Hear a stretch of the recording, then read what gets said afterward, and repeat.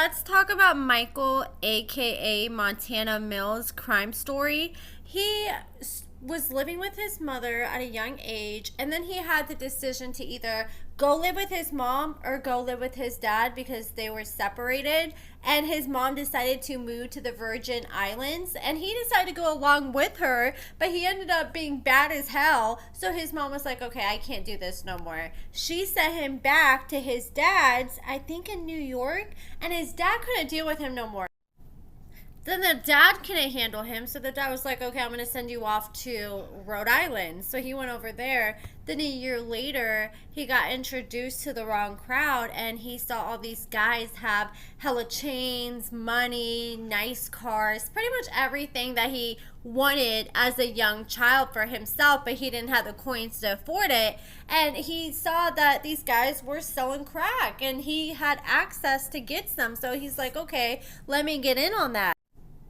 At first, he was the bottom of the food chain, so he's doing all the deals that nobody wants to do with little 10, 20 sacks.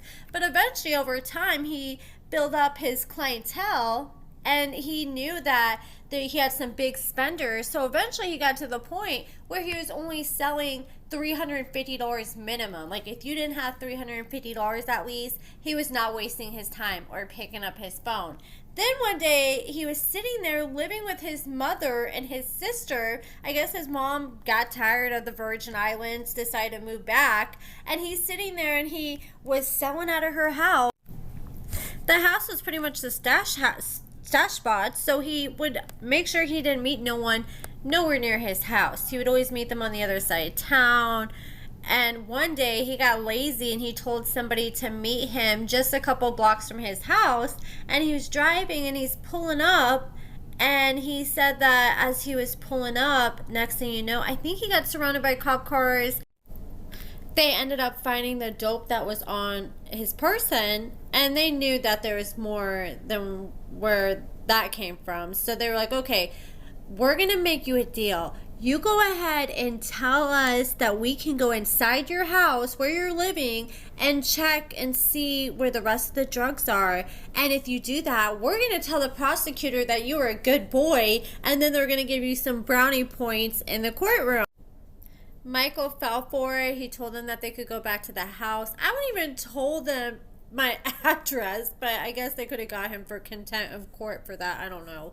But he ends up telling them where the drugs are at his mom's house, and the mom's just back home chilling, cooking dinner, and the cops are coming through the door, and she's like, oh, no, wait. And the cops were like, it's a little too late. He already gave us permission that we can search. And the mom was just yelling at him in Spanish that he was pretty much dumb for allowing the police in there without a warrant. Michael took them to the stash. They found it. They arrested him. They sent him to prison. I'm sure that really betrayed his mother's trust and took away all sense of safety that she had. It is not fun to get your house raided, and I doubt that they just looked in the shoe boxes like Michael was claiming.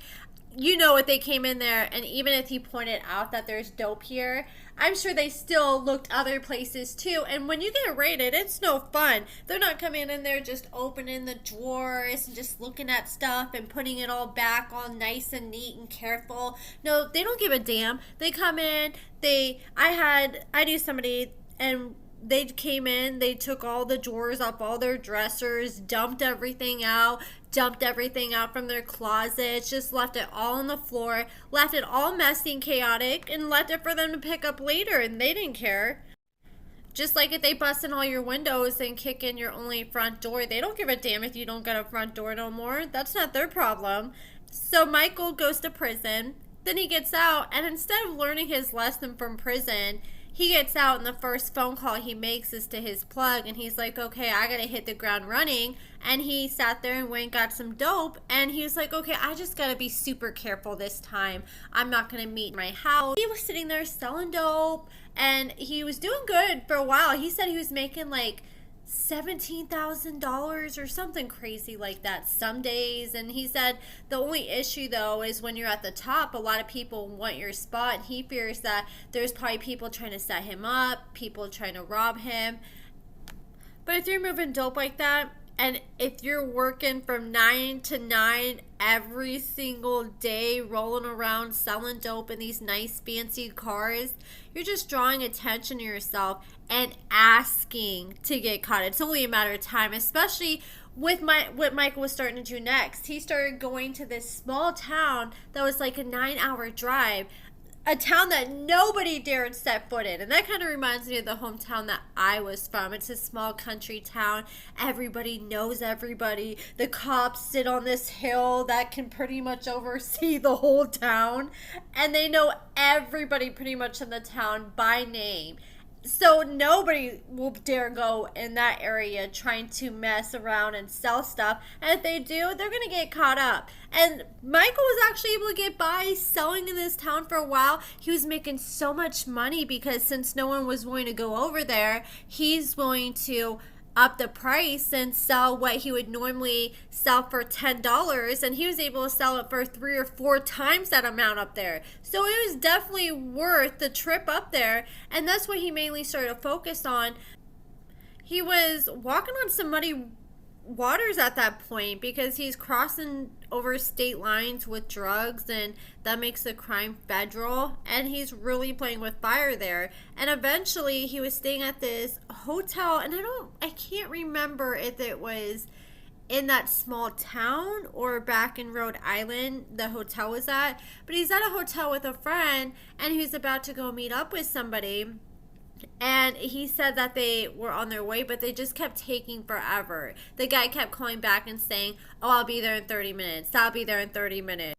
Dude was pretty much on tweaker time, doing just typical drug dealer stuff, putting you off. And all of a sudden, Michael was like, you know what? Something feels off. I need to get the hell out of here right now. So he washes his face and he gets ready to leave, and he couldn't find his car keys, and he looked all over. He opens up the door to the hotel he was at, and there's some guy just standing outside all nonchalant, sitting there reading a newspaper. Like, just standing next to the door reading a newspaper. Like, that doesn't look obvious. And Michael definitely was side-eyeing the guy like, okay, that looks weird. He took note of it, and he started walking, and next thing you know, this guy pulls a gun on him, and he is thinking that he's got people after his spot.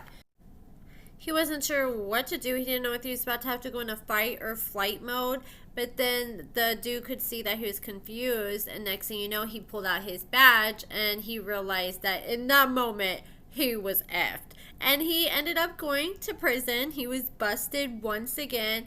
Then he got out. We were introduced to him on the show. Got with Justine. Had a gang of kids. And now it seems like they seem to be doing pretty good together.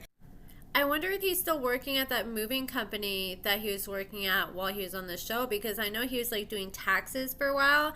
Well, not like doing taxes, but helping people with their credit. And he was like, you know, getting certain things removed for them. But I haven't seen him advertise that in a hot minute, so I don't know if he's still doing credit services or not. But I'm glad that him and Justine seem to be doing good. Justine has been on a weight loss journey and showing off that she's lost some of the baby weight. So good for her. But do I want to see them on another season of Love After Lockup? No, they weren't very exciting to me. But I wouldn't mind seeing them like on a Where Are They Now update. You know, I really feel like Justine and Michael are each other's person. I feel like they're very compatible with each other. I feel like, honestly, they're like, Justine's like the male version of Michael and vice versa. And you only find one soulmate in your lifetime. And I genuinely feel like they're each other's soulmates. But that is it for this video, guys. Let me know what you guys think about everything in the comments below. Give this video a thumbs up, subscribe, and thank you so much for watching.